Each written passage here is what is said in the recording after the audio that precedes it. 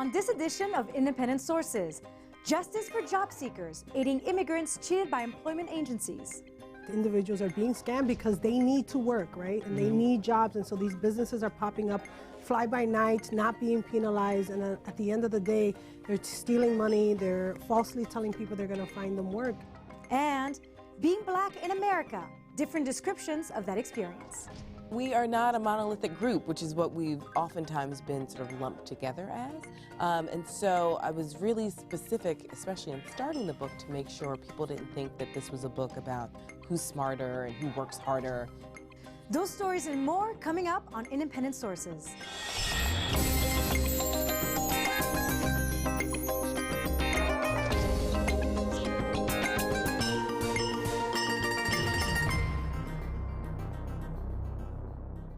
Welcome to Independent Sources, where we bring you stories from the city's ethnic and community media.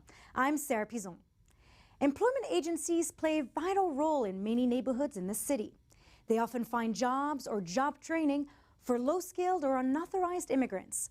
But some of these agencies are engaging in questionable practices. This has prompted a massive movement by some grassroots organization. It's called Seeking Justice for Job Seekers. Pierre-Pierre sat down with Lucia Gomez, Executive Director at the immigration rights group, La Fuente, and Valeria Treves, Executive Director of New Immigrant Community Empowerment. They talked about the effort to end fraudulent employment practices. Lucia, scam of all sorts are very prevalent among immigrant communities rather. There's always somebody trying to take advantage of immigrants. So is it surprising that we have this scam on jobs right now? So it's not surprising at all. On the contrary, you know, what we have found is that in fact individuals and Valeria's organization, New Immigrant Community Empowerment, actually conducted a study with other partner allies that indicated that in fact individuals are being scammed because they need to work, right? And they need jobs, and so these businesses are popping up fly by night, not being penalized, and at the end of the day, they're stealing money, they're falsely telling people they're gonna find them work, and what we're finding is a predicament of people suffering really because of the lack of integrity from many of these businesses. Valeria, let's talk about how do these scams actually work? Give me an example. I know you get people walking into your office every day almost telling you how they've been scammed. Share with us just an example that capsulizes what we're talking about. Absolutely. I mean, the scams are rampant, and like Lucia said, we actually conducted a study to document how prevalent this issue is. One of the things we found is that immigrant job seekers are paying advance fees for job services and then not actually getting placed into jobs. Give us a sense of how much they're paying. In the study that we did, it was an average of $122. It's a lot of money. Yeah, it's a lot of money, and it can range up to $200 or beyond. So for what type of jobs? So in that scenario, you're actually giving a fee to a job agency, an employment agency that's supposed to send you out to find jobs. But what ends up happening, in 80% of the people that we surveyed, the agency actually got them no job. So I can't really answer your question about what type of job, because in these cases they absolutely did not get a job for the consumer at all. But generally, what type of job is it? So the types of job seekers that are going into employment agencies tend to be women who are domestic workers that are looking for jobs as babysitters, nannies, housekeepers, men and women who are in the food services industry, and sometimes also people that are in the construction industry as well. They tend to be low-wage workers. That's another prevalent sort of fraud and deception that happens with the employment agency, is that when they arrive at the agency tells them that they're going to place them in a job paying, say, $500 per week. Once they get to the job site, the job's actually a lot less. And it's actually illegal for an agency to refer somebody to a place where they knowingly know that that employer is paying below the minimum wage. But even though it's illegal, we know for a fact that they're getting away with it because there's very little in trying to go after these individuals. There's both Department of Labor, Attorney General's office. It's very difficult for them to be able to track and then penalize because of the workload, because people are sometimes scared to come forward, because we're not able to follow. These people need to work, and so we're not able to track them continuously from the moment in which it happened throughout the rest of the time. Is anyone providing them with help? Are you guys? Yeah, so these kinds of issues fall under the purview of the Department of Consumer Affairs, also the Attorney General office and the DOL. have jurisdiction over this.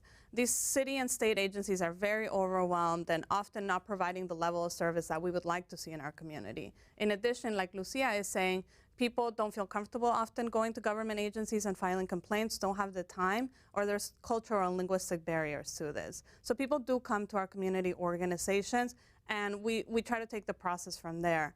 You know, another one of the changes that we want to implement through our campaign is actually to bring a private right of action to individuals so they don't have to rely on government agencies. What a private right of action is it means that the individual job seeker could actually sue an agency that had defrauded them or cheated them. And at the same time, we're going to get pushback. I mean, we know for a fact we're already starting to listen to many elected officials, many individuals who have the power in their hands to make the changes necessary in Albany and make those policies happen, that, you know, it's going to sound as if it's bad for business. It's going to, you know, anytime you talk about increasing penalties on really bad business behavior, it begins to get shut down just from the onset. And so what we're finding is that kind of attitude about this is not about business against workers. The reality is that businesses need workers, and workers need these businesses in order to survive and make ends meet and bring, you know, food and things to their homes. So we need to try to find a happy resolution so that both things can take place, and bad employers can get penalized, right? Or bad businesses that, you know, falsely go after these individuals. Do you report these agencies to the Better Business Bureau so people are aware of what's happening? Or, I mean, I see you look, you're turning up your eyes. I mean, how many people look at Better Business? I mean, you know, where this is happening is no surprise, right? Mm-hmm. We get these kinds of businesses coming up in these neighborhoods where people need to work, and they need to work today, and so they wake up really early and go looking for work, and they're paying. I mean, I never stopped to think about paying so someone can get me a job. I mean, it doesn't make sense. And, you know, it is the Department of Consumer Affairs that licenses employment agencies. So it's in their jurisdiction to be doing the investigation, to be more aggressive in these investigations, and to revoke the licenses of agencies that aren't there. But you need to build a case against these agencies. And I think one of the ways, I mean, tell me if I'm wrong, when the Department of Consumer Affairs look into a business to see how many complaints that they received from the Better Business Bureau. Yeah, but I think that the numbers of complaints is one part. But when you're dealing with a community that's very vulnerable, that may not have the resources, time, cultural, linguistic resources to be making those complaints, enforcement agencies need to take things a step further, and they need to do aggressive enforcement investigations so that they can do the enforcement without necessarily having Is it their priority? Lucia, do you think they've taken this seriously? I know you work with them. Are you satisfied with the kind of cooperation you're getting? And are they aggressive enough? I think they're starting to come around a lot more than I would say, you know, I don't know, maybe in the very beginning, because even though you go to them and they know these are problems, there's all these issues that keep them back from actually being able to enforce these things. Obviously, the question, well, is this really a priority for our agency? You know, even if we go after them, they're only going to get slapped in the hand, or, you know, the reality is that there's no big deterrent, right? I mean, the penalties that they're going to be charged are not huge. They just close down and open under a totally different name. Yeah, and I just want to add that, you know, that's our job as advocates and as immigrant communities, is to make this a priority in the eyes of enforcement agencies. Our organizations, along with everybody who's part of the Justice for Job Seekers campaign, which includes now 28 organizations statewide, hosted a very successful forum on Friday, January 31st. We had over 100 people there. We really try to bring the issues out to light. And we also hosted the Department of Consumer Affairs, who joined us for that event, and also the Attorney General's office, who joined us. You had a play, right? Yeah. Tell us about it and why you chose that format to illustrate this problem. Yeah, sure. So the skit was done by members of the community organization where I'm the director, New Immigrant Community Empowerment. And the play is called Ana Busca Trabajo. Ana is seeking work. It's a story of an immigrant woman who's very desperate for work and actually is victimized by two different employment agencies. One agency charges her money and does not find her a job, so walks away with $150 of her hard-earned money. And another agency puts her in an extremely exploitative job where she cannot meet the demands of a very exploitative employer. The reason we chose to have a play is because this is sometimes one of the best techniques for outreach and for educating the community. People emphasize with the protagonist and they learn through her mistakes, and then they can do things better on their own. Do you find that undocumented immigrants are more susceptible to these scams than documented immigrants? Definitely. And we find that everyone, right, anyone who's really needing work, I mean, I know for one, we had a case in which a woman was needing work. She could legally work in this country. She was not undocumented. And when she went to find work, she worked for 2 weeks. They fired her, but she still had to, I mean, they fired her from the job. You know, that's how they do it, right? Like every 2 weeks, they change the cycle. But what she got paid went to the agency that assigned her the job. Absolutely. Anybody can fall prey to employment agencies, person who's documented or undocumented. I will say that people that are newly arrived to this country, and especially people who are undocumented, tend to fall prey more because they lack the kind of networks that you need for the sort of protections and also for accessing jobs. Again, we have one final question. What are you guys doing to help? I mean, to build those cases. It's great you put together skits, but what are you doing to get? Yeah, so we are educating the community through skits. For example, we're raising awareness through these forums. We're in conversations with regulatory agencies, and part of the Job Seekers for Justice campaign also is actually a bill that we are discussing with legislators right now to introduce in Albany this session. Okay. This bill is going to close the advance fee loophole. This bill is going to increase penalties and fines. This bill is going to have a set of requirements for the agencies so that things are more clear to the job seeker. And it's going to make agencies liable for when they place workers into exploitative conditions. Well, obviously, there are some good agencies out there who are placing people. And do you enlist them as allies in your fight? I think that's where we're going now, I think, with our campaign, right? In making sure that businesses understand that this is not anti-business. On the contrary, this is only better for them if they're like highlighted as great business owners, right? Who take this seriously and respect workers for the kinds of work that they bring to the table. So I think that's our next approach, is to build that business capacity to actually be, the good examples of the employment agencies. Lucia, Valeria. Thanks for joining us. This was a great conversation. I really enjoyed it. Thank you, Gary. Thank you for having us. Yeah. When we come back, defining Black identity in America. Before that, Abby Shola has some other news. Thanks, Sarah. Here's a look at some headlines from New York's ethnic and community media. Many Indian business owners are opposing President Obama's call to increase the minimum wage. During last month's State of the Union address, President Obama said that the minimum wage should be increased to $10.10. He also urged small business owners not to wait on the official law to pass before giving their employees raises. But News India Times reports that many Indian business owners have ignored the president's request because they disagree with the proposal. Some leaders in the community say business owners should have more flexibility to make such decisions. From El Diario La Prensa, renters in Brooklyn and Manhattan are benefiting from a new agreement to keep affordable housing units affordable. Governor Andrew Cuomo reestablished over 20,000 apartment units as rent stabilized after several landlords falsely registered their rental properties. New York State's Tenant Protection Unit conducted an audit that exposed landlords who listed improvements made to their buildings in order to raise rents and remove units from rent stabilization. Landlords who committed such fraud were ordered to reimburse tenants who were overcharged. So far, more than $200,000 has been returned to tenants. Rusklaya Reklama spotlights one organization that aims to unite Russian and American Jews. The Council of Jewish Emigre Community Organizations, or CUNY, is an umbrella body for more than 30 other nonprofits.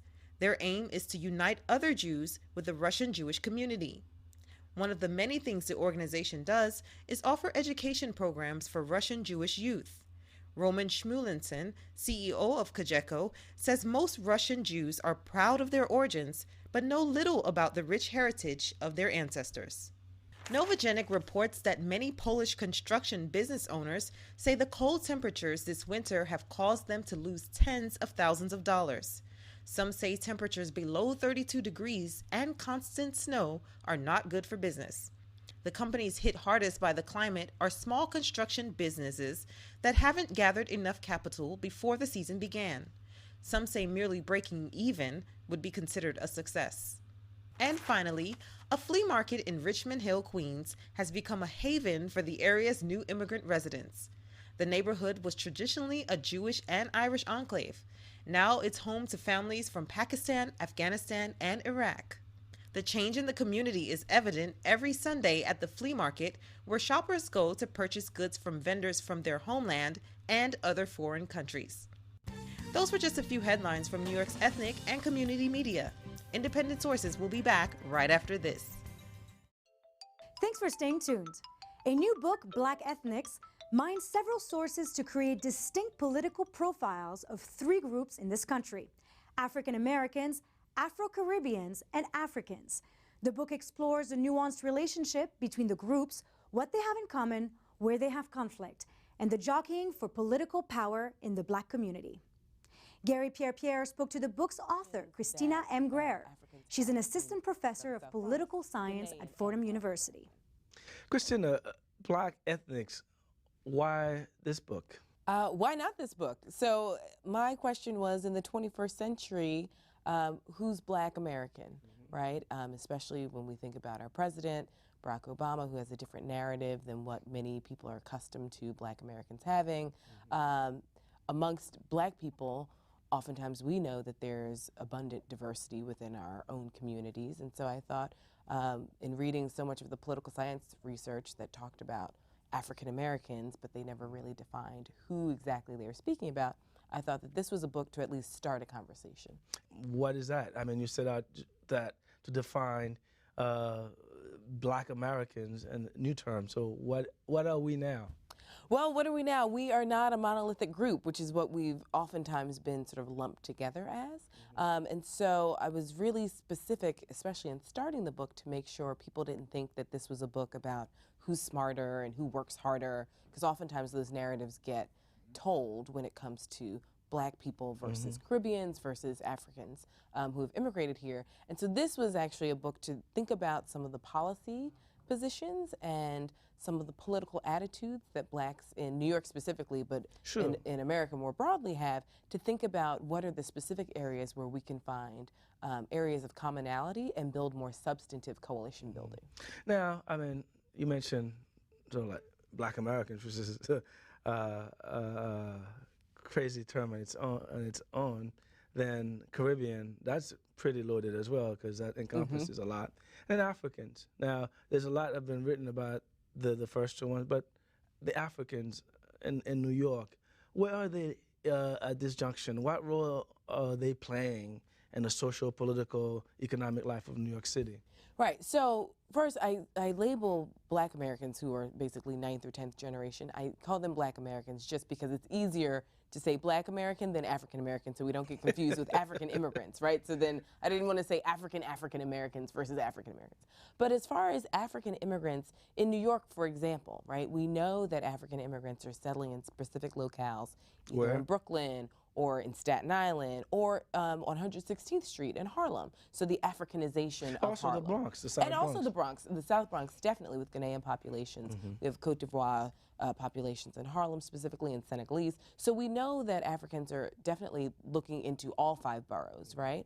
And the occupations that Africans have in not just New York, but in the U.S. more broadly, range drastically, right? You have doctors and lawyers, but you also have cab drivers and nannies and everything in between. And also sometimes you have doctors who are driving cabs. Right, exactly. I mean, I always tell people, if you move to New York and you ever get lonely for intellectual conversation, hop in a cab and speak to someone, because chances are you're going to speak to someone who's incredibly brilliant and highly educated. So as far as Africans in New York in particular, we know that they're a very diverse group who have come here for a myriad of reasons. Some have just chosen to migrate and immigrate here for just educational pursuits. Some have come for economic pursuits. Some are coming as refugees or political prisoners. So that, honestly, is such a diverse population. I think there are sort of 2 reasons why people write books. One is to start a conversation, and one is to end a conversation. And this book is clearly to start the conversation. Okay, I was wondering. Because, I mean, there's so many great scholars from the CUNY system, especially. I'm thinking of Mollenkopf and Alba and Foner and Kasnitz. They've all been on the show, by the way. Oh, good. Well, I mean, and they're the groundbreakers for so much of this literature, but they oftentimes compared Caribbeans and Black Americans. Sure, yeah, and that was what fascinated me about your book, because you brought in the continental Africans in the mix. And last year during the election season, there were a lot of Africans who were talking, and a lot of them actually even ran for offices. Now, do you think they're ready for that step yet? Well, I mean, here's the thing. When is anyone ever ready, right? And so we always need someone to make that first step, right? So David Dinkins, Mayor Dinkins, always talks about how his good friend Percy Sutton ran for mayor of New York.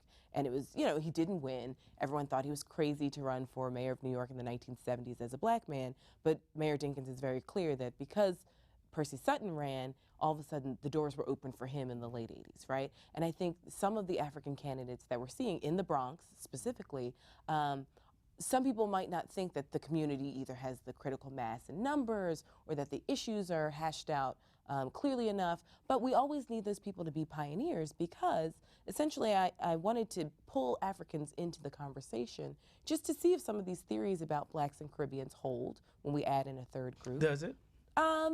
Some do, some don't. I mean, Africans don't have the same exit option as Caribbeans, the way Kasnitz and Foner and Mollenkopf and Ruel Rogers from Northwestern, the way they sort of talk about opportunities that Caribbeans have here, and if they're not happy necessarily with their life in America, they at least say that they're going to go home. Whether they go home or not is a totally different story. But with Africans, for the most part, I saw in the quantitative measurements that I took and the quantitative data that I collected, they were much more eager to make things work.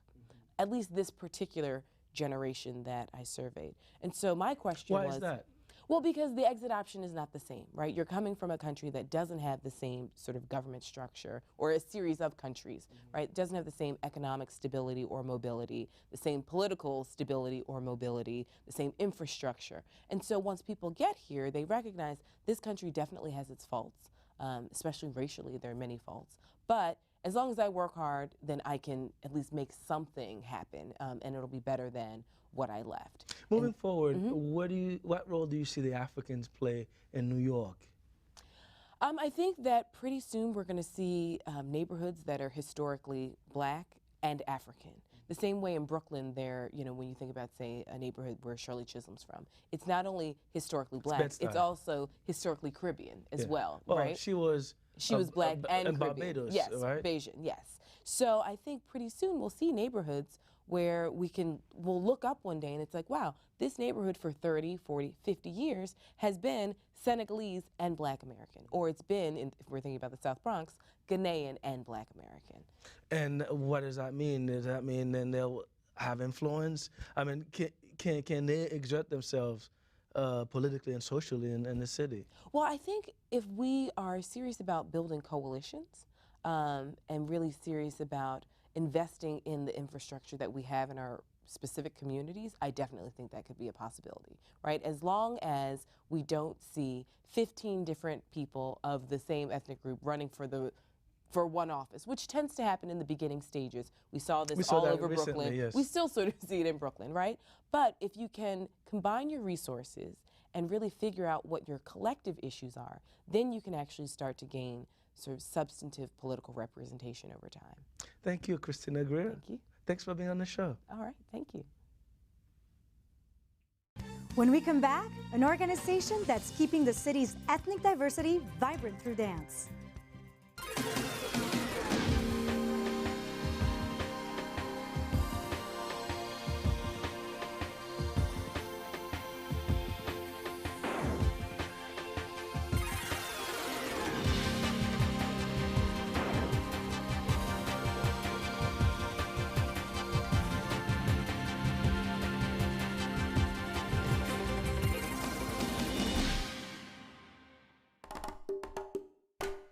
Finally, we take a look at the Center for Traditional Music and Dance.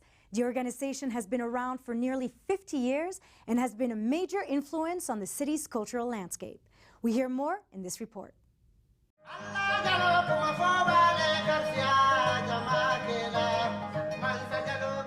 Hi, I'm Pete Rashevsky. I'm the Executive Director of Center for Traditional Music and Dance here in New York City. We're in our 46th year now, and we work to help preserve and nurture performing arts traditions developed around the world but are now resident here in New York City through immigrant communities. We got our start as the Balkan Arts Center back in 1968. It was really our founding, so we were working primarily with communities that had recently relocated from the Balkans to New York City. We were founded by Ethel Rame, who continues on as our artistic director, and she's wonderful, and our other co-founder is Martin Koenig. One of our sort of cornerstone program at Center for Traditional Music and Dance is something we call Community Cultural Initiatives, or CCIs. And each CCI, usually it's a 5 or 6 year process with a particular immigrant community.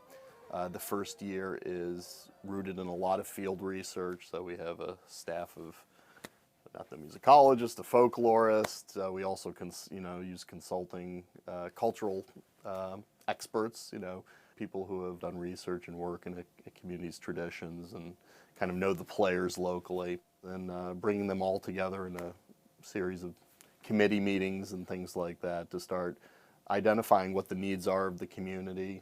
Once we've got that in place, then the next 5 years it's a lot of programming. Programming can be either youth activities like after school or in school programs. It can be concert series that we do all the time, public workshops where master artists get to present their art and participants get to actually try these things out.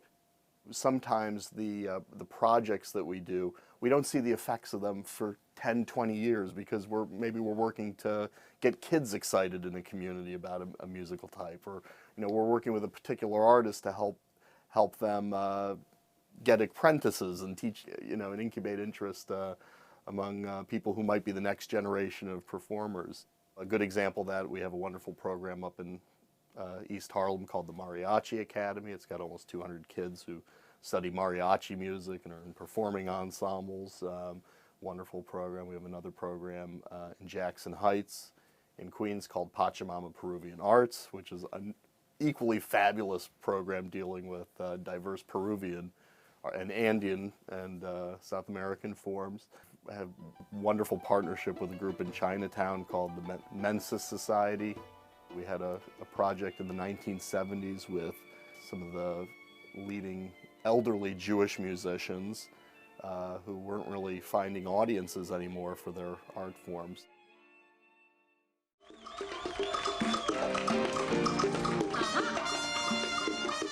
Our best programs tend to be programs where half the audience is from the community and half is from the outside, and because that really creates, for the outsiders, they get an opportunity to have a real window into the workings of a community and the culture of a community. And for the insiders of the culture, they tend to love to have the opportunity to share their culture with outsiders, and it gets them excited about the things in their community that makes them unique and distinct.